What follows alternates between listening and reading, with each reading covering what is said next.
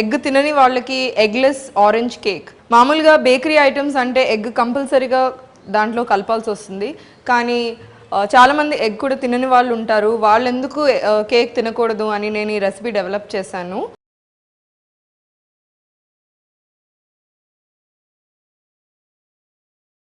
Eggless orange cake. దానికి కావాల్సిన ingredients చూద్దామా ఒకసారి. మైదా, బటర్, ఇది unsalted butter, vanilla essence, salt, baking soda, baking powder, white sugar. So procedure చూద్దామా ఒకసారి. ఒక బౌల్లో మనము డ్రై ఇంగ్రీడియంట్స్ అన్నీ ఒకసారి యాడ్ చేసుకొని దాన్ని సిఫ్ట్ చేసుకోవాలి.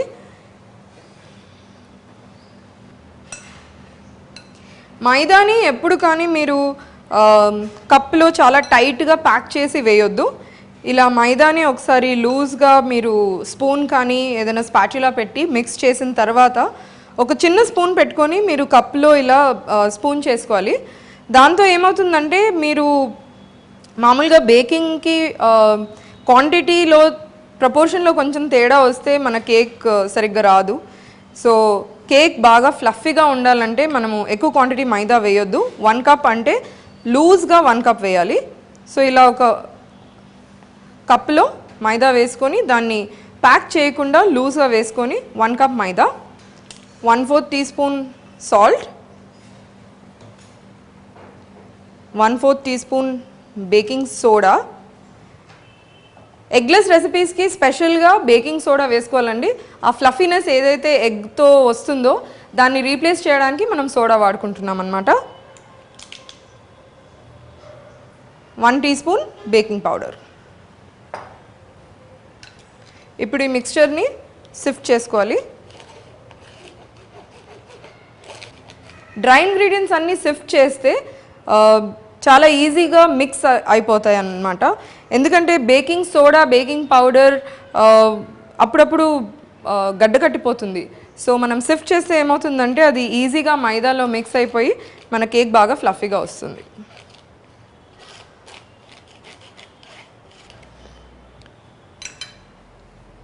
సో మన డ్రై ఇంగ్రీడియంట్స్ రెడీ అండి. ఇప్పుడు వెట్ ఇంగ్రీడియంట్స్ చూద్దామా.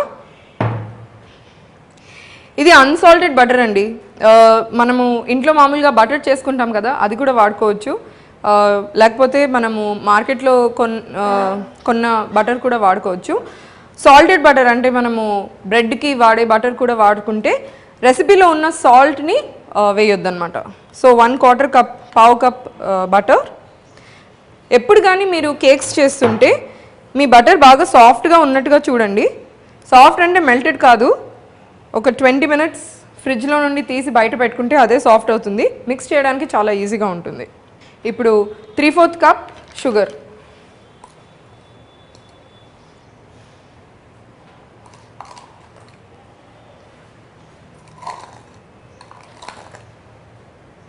ఇది చాలా సింపుల్ రెసిపీ. సో నేను హ్యాండ్ బీటరే వాడుతున్నాను. ఇప్పుడు మన షుగర్ బటర్లో బాగా మిక్స్ అయిపోయింది. ఇందులో వేరే ఇంగ్రీడియంట్స్ యాడ్ చేసుకుందాం. సో ఇది 1/2 కప్ ఆరెంజ్ జ్యూస్ అండి. ఇది ఫ్రెష్ ఆరెంజ్ జ్యూస్. మనం టెట్రా ప్యాక్లో ఆరెంజ్ జ్యూస్ కూడా వాడుకోవచ్చు. స్పెషల్గా ఇవి పులుపున్న ఫ్రూట్స్ ఉంటాయి కదా, లెమన్ కానీ ఆరెంజ్, పైనాపిల్, ఇవి ఎగ్లెస్ బేకింగ్కి చాలా ఎక్కువగా వాడతారు. ఎందుకంటే అందులో ఉన్న యాసిడ్ మనకి కేక్లో కలిసిపోయి చాలా ఫ్లఫీగా ఉంటుంది. సాధారణంగా ఎగ్లెస్ బేకింగ్లో కేక్స్ కొంచెం హార్డ్గా ఉంటాయి. అది కవర్ చేయడానికి మనము ఆరెంజ్ జ్యూస్ వేస్తున్నాము. ఇది 1/2 కప్ ఆరెంజ్ జ్యూస్. ఇందులో మనము 1/2 cup milk కలుపుతున్నాము.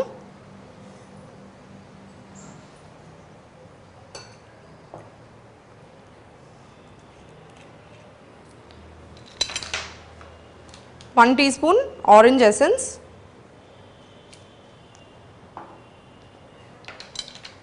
And 2 tablespoons orange jam. Orange జామ్తో మనకి కేక్లో మంచి ఫ్లేవర్ వస్తుంది.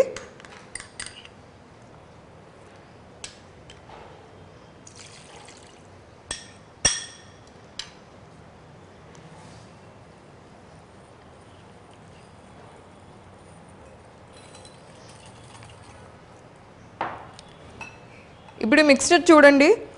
ఏంటి మిక్స్చర్ ఇలా కనిపిస్తుందని అనుకుంటున్నారా? మనము బటర్లో యాసిడ్ కలిపాం కదా, ఆరెంజ్ జ్యూస్లో ఉన్న పులుపుతనము ఆ బటర్ని కొంచెము సెపరేట్ చేసింది. ఇది మీరు చూస్తే భయపడొద్దు, ఇది మిక్స్చర్ స్పాయిల్ అవ్వలేదు, మనం మైదా కలిపితే ఇది స్టెబిలైజ్ అయిపోతుంది. మైదా అంతా ఒకేసారి వేయొద్దు, కలపడానికి కష్టంగా ఉంటుంది. సో హాఫ్ వేసిన తర్వాత కలిపేసి నెక్స్ట్ మీరు హాఫ్ వేసుకోవచ్చు.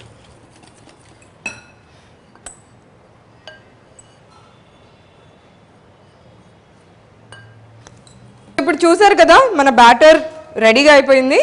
ఇప్పుడు దీన్ని ఒక ప్యాన్లో వేసుకోవాలి. ఇది 7 ఇంచ్ రౌండ్ ప్యాన్ అండి. బేకింగ్లో ఒకటి ఇంపార్టెంట్ విషయం ఏంటంటే మీరు బ్యాటర్కి సరిపోయినంత ప్యాన్నే వాడాలి. అంటే మీరు రెసిపీ చదువుతున్నప్పుడు సాధారణంగా రెసిపీలో ఉంటుంది ఎంత కెపాసిటీ ప్యాన్ వాడాలో. ఒకవేళ అది మెన్షన్ లేకపోయి ఉంటే మీరు మీ ప్యాన్ని తీసుకొని ఇది ఫుల్ ప్యాన్ అంటే ఇక్కడ 2/3 వరకే మీరు బ్యాటర్ ఫిల్ చేయాలి. అంతకంటే ఎక్కువ ఫిల్ చేశారంటే అది బయటికి పొంగి వచ్చేస్తుంది. సో మన కేక్ ప్యాన్, ఇదేమో బటర్ పేపర్ అండి. దీన్ని మనం కట్ చేసుకొని ఈ షేప్కి కింద లైన్ చేసుకొని దాని మీద బటర్ రాసుకోవాలి. దీంతో ఏమవుతుందంటే మన కేక్ చాలా ఈజీగా బేక్ అయిన తర్వాత బయటకు వచ్చేస్తుంది అన్నమాట.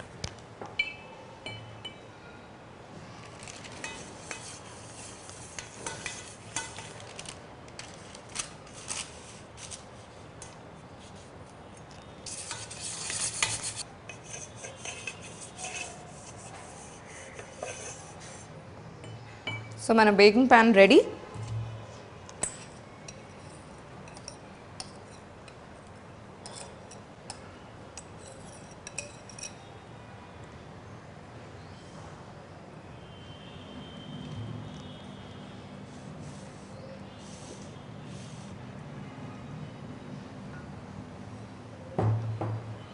సో మన బ్యాటర్ రెడీ. ఇప్పుడు మనము 180 degrees Celsius అవెన్లో 30 minutesకి దీన్ని బేక్ చేసుకుందాం.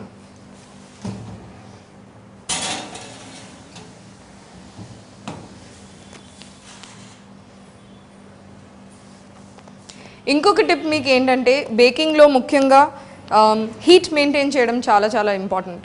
సో చాలామంది ఏం చేస్తూ ఉంటారంటే కేక్ అవెన్లో వేసిన తర్వాత ఎవ్రీ 5 minutesకి ఓపెన్ చేసి చూస్తూ ఉంటారు. అది అస్సలుకి చేయొద్దు, ఎందుకంటే అది టెంపరేచర్ పడిపోతే మీ కేక్ సింక్ అయిపోతుంది, తర్వాత మీ కేక్ సరి. సో 30 minutes అయిపోయాయి కదండి. మన ఆరెంజ్ కేక్ ఏమైందో ఒకసారి చూద్దామా.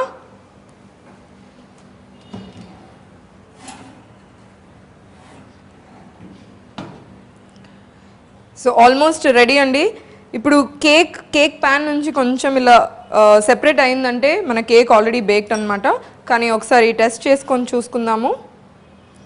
క్లీన్గా వచ్చింది మన టెస్టర్. సో మన కేక్ రెడీ. ఇప్పుడు మనం దీన్ని డీపాన్ చేసుకుందాము. ఒక 15 minutes ప్యాన్లోనే ఉంచేసేయండి. 15 minutes తర్వాత దీన్ని ప్యాన్లో నుండి తీసి కట్ చేసుకోవచ్చు. సో 15 minutes అయిపోయింది. ఇప్పుడు మనము ప్యాన్లో నుండి కేక్ని తీసేద్దాము.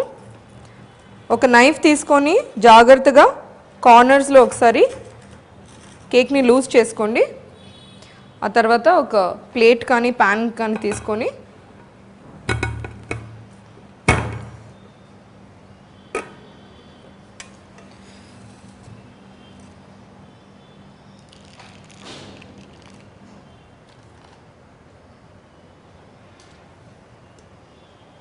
సో మన ఎగ్లెస్ ఆరెంజ్ కేక్ రెడీ అండి. చూసారు కదా ఎంత సింపుల్గా ఇంట్లో ఈజీగా ఉండే పదార్థాలతోనే తయారు చేసాము.